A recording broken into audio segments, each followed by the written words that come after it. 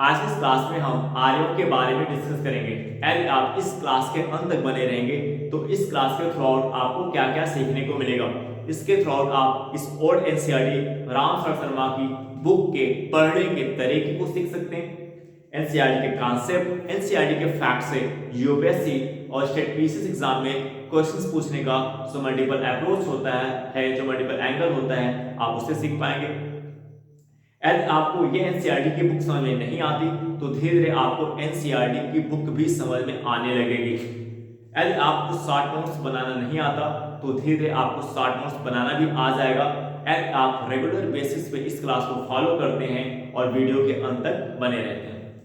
आर्यों के बारे में इस एनसीईआरटी की बुक में जो चैप्टर दिया गया है वो आपके लिए समझना काफी आवश्यक है। उसके कॉन्सेप्ट और उसके फैक्ट आपको सही तरीके से पता होनी चाहिए, क्योंकि जब तक आप आर्यों के बारे में सही तरीके से नहीं जानेंगे तब तक आप वैदिक काल, जो वैदिक काल चैप्टर इस एनसीईआरटी की बुक में दिया गया है जिसमें ऋग वैदिक काल और उत्तर वैदिक काल, उस वैदिक काल में क्या क्या आता है, ऋग वैदिक काल और उत्तर वैदिक काल, ये चैप्टर आपको सही तरीके से समझ में नहीं आएगा। यानी अगर आपको वैदिक काल के कॉन्सेप्ट और वैदिक काल के फैक्ट को सही तरीके से समझना है तो आपको आर्यों के बारे में सही तरीके से पता होना चाहिए। इसलिए इस ओल्ड एनसीईआरटी की बुक में वैदिक काल के चैप्टर से पहले इसने आर्यों के बारे में दिया है। तो आर्यों के बारे में जो इस चैप्टर में दिया गया है उसमें जो फर्स्ट हेडिंग है वो है आर्य संस्कृत के ग्रंथ। अब यदि हम आर्य की बात करें, इन आर्य का जो मूल निवास है, इनका जो मूल निवास स्थान था वो है मध्य एशिया। इन आर्यों का मूल निवास स्थान क्या था, मध्य एशिया था। और इस मध्य एशिया में कौन कौन से देश आते हैं, उज़्बेकिस्तान, तुर्कमेनिस्तान, ताजिकिस्तान और किर्गिस्तान, और ये आता है। तो ये देश किस एशिया में आते हैं, मध्य एशिया में आते हैं। अब आप इस फैक्ट को एक बार आपको विश्व के मैप में जाना है, उस विश्व के मैप में आपको जाना है एशिया कॉन्टिनेंट में, एशिया महाद्वीप में, और उस एशिया महाद्वीप के भीतर आपको कहां पे देखना है, मध्य एशिया में। तो मध्य एशिया में ये देश आपको देखने को मिल जाएंगे। यानी इस फैक्ट के लिए आप मैप, विश्व के मैप को यूटिलाइज करें। जब आप इस फैक्ट को समझने के लिए मैप को यूटिलाइज करेंगे तो इसका इससे रिलेटेड जो इमेज है वो आपके दिमाग में बनेगा। तो जो फैक्ट है वो आपको रटना नहीं पड़ेगा, वो आपको सही तरीके से समझ में आ जाएगा। तो इस फैक्ट के लिए आपको मैप का प्रयोग करना है, विश्व का मैप आपको यूटिलाइज करना है। एशिया महाद्वीप में जाना है, एशिया महाद्वीप के भीतर आपको मध्य एशिया में जाना है। तो मध्य एशिया में आपको देखना है ये देश किस प्रकार से लोकेटेड है, ठीक है। अब यदि बात करें आर्यों की तो ये घुमंतु, या इनको क्या कहते हैं, घुमंतु या कबीलाई, इनको क्या कहते हैं, इन आर्यों को क्या कहते थे, घुमंतु या कबीलाई। कबीलाई क्या होता है, कबीलाई क्या होता है, जनजाति या आदिवासी लोगों का एक समूह। कबीलाई क्या होता है, जनजाति या आदिवासी लोगों का एक समूह जिसका प्रमुख क्या होता है, राजन होता है। जिसका प्रमुख क्या होता है, राजन होता है, जिसे बाद में राजा के नाम से भी जाना जाने लगा। जब कर का आधार बड़ा होने लगा, यानी धीरे धीरे कर का टैक्स का आधार बढ़ने लगा, जब इस राजा की शक्ति बढ़ने लगी, जब इस राजा की अपनी खुद की सेना हो गई, खुद का इसका अपना एडमिनिस्ट्रेशन, खुद का अपना प्रशासन हुआ, यानी जब इसकी शक्ति में विस्तार हुआ। और इसकी शक्ति में विस्तार कैसे हुआ, जब एग्रीकल्चर बड़े पैमाने पर हुआ, सरप्लस एग्रीकल्चर हुआ, एग्रीकल्चर बड़े पैमाने पर हुआ तो टैक्स भी इसको बड़े पैमाने पर मिलने लगे। और तब ये किसके नाम से जाने लगा, यही राजन बाद में क्या कहलाया, इसी राजन को बाद में किसके नाम से जानते हैं, राजा के नाम से जानते हैं। यानी जब ये राजा काफी शक्तिशाली हो जाता है, जब ये राजा इन कबीलों के ऊपर निर्भर नहीं रहता। राजन स्टार्टिंग पॉइंट में कबीलों के ऊपर, यानी ये जो जनजातीय आदिवासी लोगों का समूह है इनके ऊपर निर्भर रहता है। क्यों, क्योंकि राजन के पास अभी बड़े पैमाने पर कर का आधार नहीं है, टैक्स नहीं है। राजन जो है इन लोगों की मदद से, ये जो जनजातीय आदिवासी लोगों का समूह, इन लोगों की मदद से जो शासन या सैनिक व्यवस्था का संचालन करता है। इसकी अपनी खुद की सेना नहीं है, इसका अपना खुद का प्रशासन नहीं है। लेकिन धीरे जब एग्रीकल्चर बड़े पैमाने पर होने लगा, एग्रीकल्चर का प्रोडक्शन बढ़ा, तो धीरे धीरे राजन को टैक्स भी बड़े पैमाने पर प्राप्त होने लगे। जैसे से राजन के को बड़े पैमाने पर टैक्स यानी कर की प्राप्त हुई, यानी जब इसका टैक्स का आधार, कर का आधार बढ़ा तो धीरे धीरे राजा की शक्ति भी बढ़ने लगी और राजा ने अपना इस राजा ने अपना खुद का सैन्य व्यवस्था बनाई, खुद का प्रशासनिक व्यवस्था बनाई।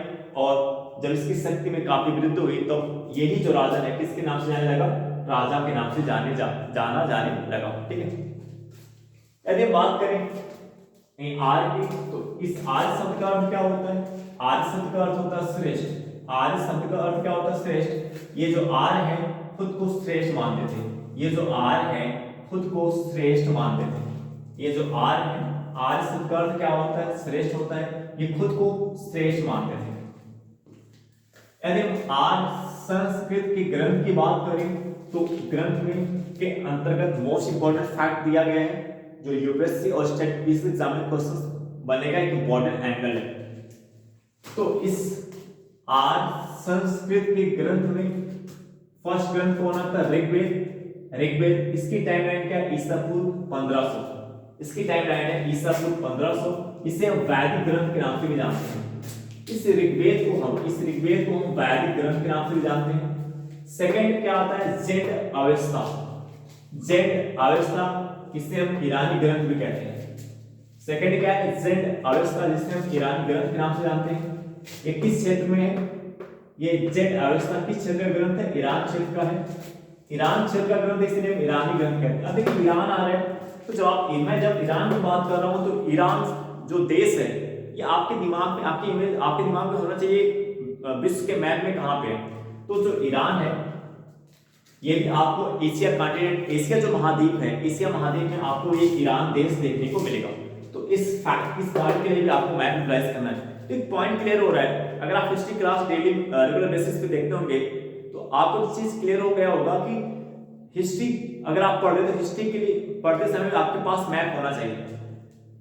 यदि आप जियोग्राफी पढ़ रहे हैं तभी आपके पास मैप होना चाहिए, यदि आप हिस्ट्री पढ़ रहे हैं तभी आपके पास मैप होना चाहिए, क्योंकि हिस्ट्री के अंदर भी कई ऐसे फैक्ट, ऐसे कॉन्सेप्ट आपको सीखने को मिलते हैं जिसके लिए आपको मैप को यूटिलाइज करना पड़ता है। तो आपके पास मैप होना चाहिए। अगर आपको समझ के पढ़ना है, सही तरीके से अपनी पकड़ बनानी है एनसीईआरटी की बुक पर, एनसीईआरटी कॉन्सेप्ट पे, एनसीईआरटी के फैक्ट पर अगर आप सही तरीके से अपनी पकड़ बनाना चाहते हैं तो आपके पास मैप होना चाहिए। अपने कमरे में मैप लगा सकते हैं, बड़ा वाला जो मैप आता है वो मैप आप लगा सकते हैं। 100 रुपए में आपको 4 के 4 मैप आपको मिल जाएंगे। वो बड़े मैप जो आते हैं, क्योंकि बड़ा जो मैप होता है, एक तो आपके पास ऑक्सफोर्ड का मैप होता है वो सही है, लेकिन जो बड़ा मैप होता है उसमें सही तरीके से क्लियर रहता है, उसमें आपको समझने में काफी जो है आसानी होती है और अच्छा भी लगता है उस बड़े वाले मैप में देखने में। तो आपके पास एक बड़ा मैप होना चाहिए जिसमें आप लोकेशन को, कोई भी जो फैक्ट है जहां आपको लग रहा है कि इसके लिए मैप यूटिलाइज करना है तो आप आसानी से वहां पे देख सकते हैं। ये जेड अवस्था किस धर्म का ग्रंथ है? पारसी धर्म का। ये जो जेड अवस्था ग्रंथ है किस धर्म का है? पारसी धर्म का है। इसकी टाइमलाइन क्या है? ईसा पूर्व 1400 के आसपास।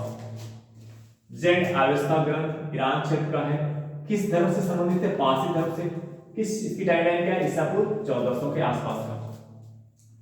तीसरा जो ग्रंथ है इलियड और ओडिसी। तीसरा जो ग्रंथ है वो क्या है? इलियड और ओडिसी। तीसरा जो ग्रंथ है वो है इलियड और ओडिसी। इस इलियड और ओडिसी ग्रंथ की रचना किसने की थी? होमर ने की थी। होमर कौन थे? यूरोप के कवि थे। इस इलियड और ओडिसी ग्रंथ की रचना, इस इलियड और ओडिसी ग्रंथ की रचना किसने की थी? होमर ने की थी। होमर कौन थे? यूरोप के कवि थे जिनको हम यूनानी भी कहते हैं। होमर यूरोप के कवि थे जिनको हम यूनानी भी कहते हैं। इस इलियड और ओडिसी ग्रंथ को यूनानी ग्रंथ भी कहा जाता है। इस इलियड और ओडिसी ग्रंथ को हम यूनानी ग्रंथ के नाम से भी जानते हैं।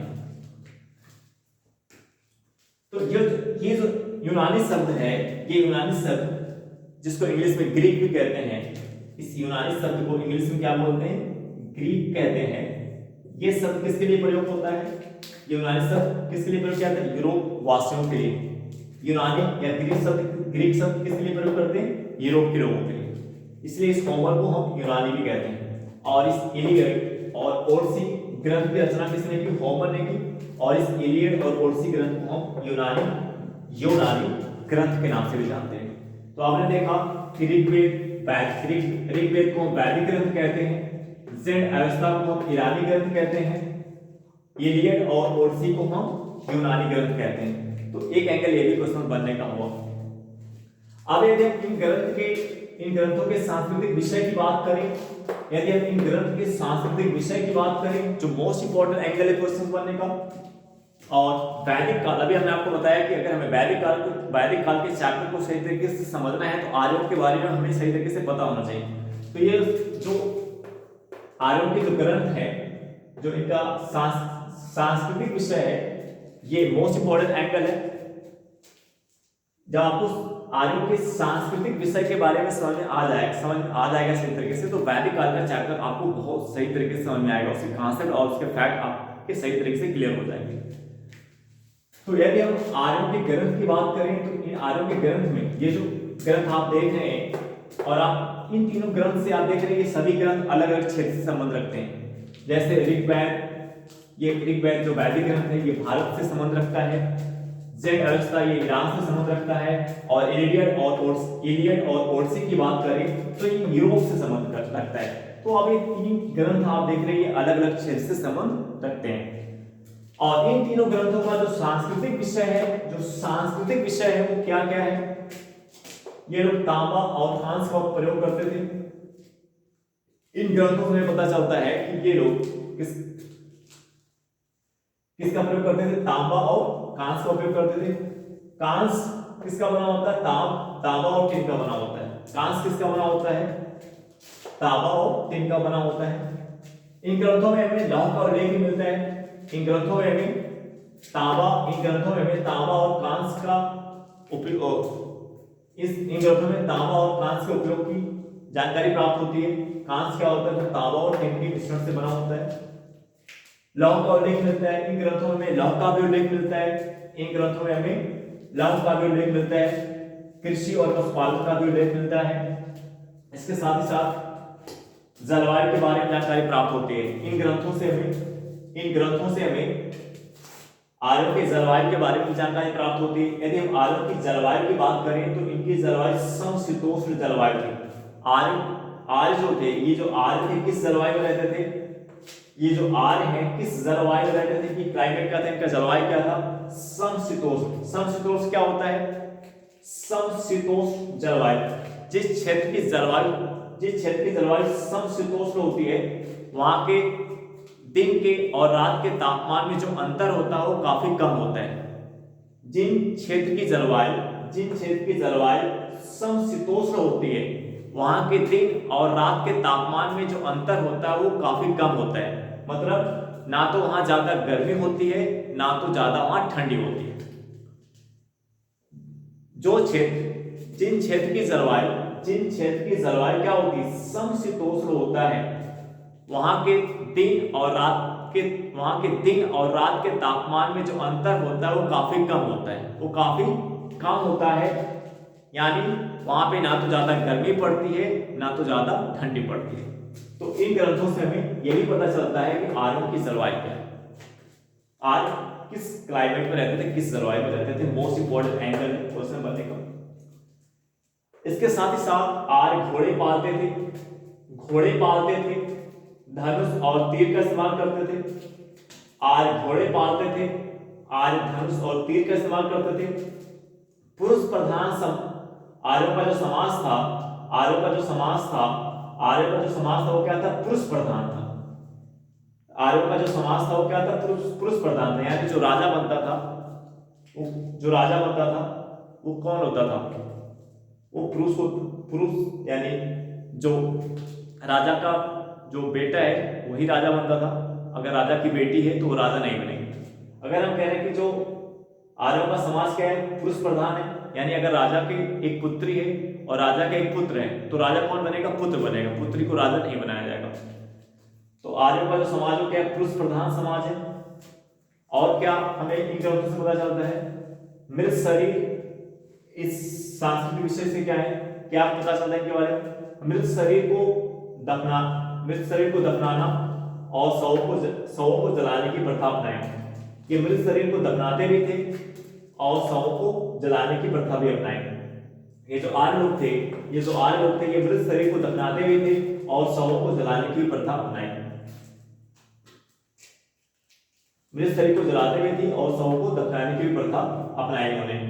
इसके बाद अगर हम देखें इन सांस्कृतिक विषय से, ये जो सांस्कृतिक विषय है, इन सांस्कृतिक विषय से हमें क्या पता चलता है, इस समय पूर्वी ये जो सांस्कृतिक विषय है, ये जो सांस्कृतिक विषय आप देखने को पा रहे हैं, यानी ये सभी पॉइंट जो आप घोड़े पालते थे, धनुष और तीर का इस्तेमाल करते थे, पुरुष प्रधान समाज था, मृत शरीर को दफनाते थे और शव को जलाने की भी प्रथा थी। तो ये जो इनके सांस्कृतिक विषय है, ये पूर्वी यूरोप से, ये जो इनके सांस्कृतिक विषय है जिसके अंतर्गत ये पॉइंट आपने सीखा, ये पूर्वी यूरोप से मध्य एशिया तक विस्तृत थे। ये जो इनके सांस्कृतिक विषय हैं जिसमें आपने देखा, आप इनके जो सांस्कृतिक विषय में आपने क्या देखा कि तांबा और कांस के उपयोग की जानकारी प्राप्त होती है, लौह और लेख में पता चलता है, कृषि और पशुपालन के बारे में जानकारी प्राप्त होती है, घोड़े पालते थे, धनुष और तीर का इस्तेमाल करते थे, पुरुष प्रधान समाज था, मृत शरीर को दफनाते थे, शवों को जलाने की प्रथा को भी इन्होंने अपनाया। ये जो इनके सांस्कृतिक विषय हैं, ये पूर्वी यूरोप से मध्य एशिया तक विस्तृत थे। ये पूर्वी यूरोप से मध्य एशिया तक विस्तृत थे। ये कहां से कहां तक विस्तृत थे? पूर्वी यूरोप से मध्य एशिया तक विस्तृत थे। पूर्वी यूरोप से मध्य एशिया तक विस्तृत थे। जो किन देशों से संबंध रखते हैं? Bharat, Pakistan, Afghanistan, Iran, Iraq, Anatolia, Greece, जो यूरोप में स्थित है।